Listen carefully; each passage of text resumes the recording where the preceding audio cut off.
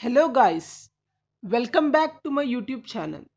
Today we are continuing with our Java series part 9, that is interfaces part 2. Today we will discuss how an interface gets implemented once it's declared. Before that, let's recap our yesterday's class a little bit. So, interfaces are nothing but abstract data types similar to that of classes. These are specifically used to, to implement the concept of multiple inheritance.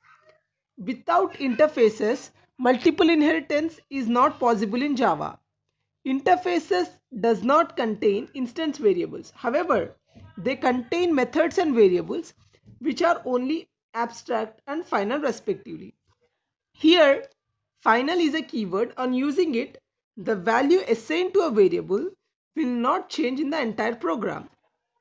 Okay, the class which implements the interface is responsible for implementation providing code for these methods. This means that the interface contains only the method declaration, but its definition should be provided in the class which implements it.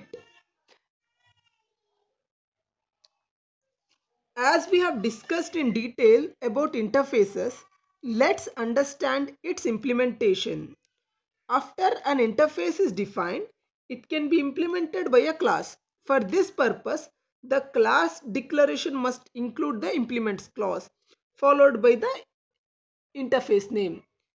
General syntax is similar. Here the general syntax is similar to that of a class declaration.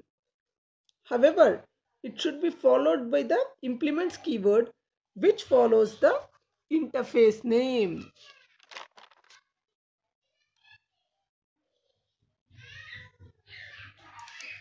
Let's understand the interface by a simple program. First of all, let's define an interface class and let's name it as student. For detailed explanation about its creation and definition, please watch the interfaces part 1. Now let's understand how classes that implements the interface gets declared. Firstly, let's write the class keyword followed by its name. Here I am naming it as details followed by the implements student, which is our interface. Let's define that class now. As the class should contain the definition of display function which is declared in the interface. So let's define it. Here I am not writing any complex code. I am simply writing a print statement which prints the ID, and I am finishing the definition of both class and display function by closing their parentheses respectively. Now let's create a main method class. As we have discussed in the previous topics, without a main method class, the program will not execute. For better understanding about the essentials that make or break our execution of the program, please watch my video on structure of a Java program. So let's come back to the topic. Here I am naming it as demo. So our main method class name is demo. You can name it whatever you want. Let's define it. As it's a main method class, it should contain our main method, that is public static void main string arguments. Now let's define it.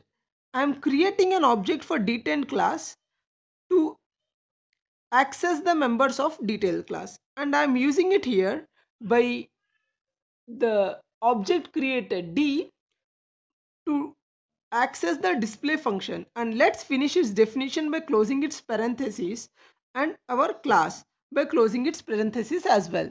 Here the output will be id colon 20, which is the statement I have given in our system.out.print statement. That's it for today guys. I hope you enjoyed the video. If you like, then please do like it, share it and subscribe it. And stay tuned for interfaces part 3, in which we're gonna discuss either full implementation or partial implementation or both.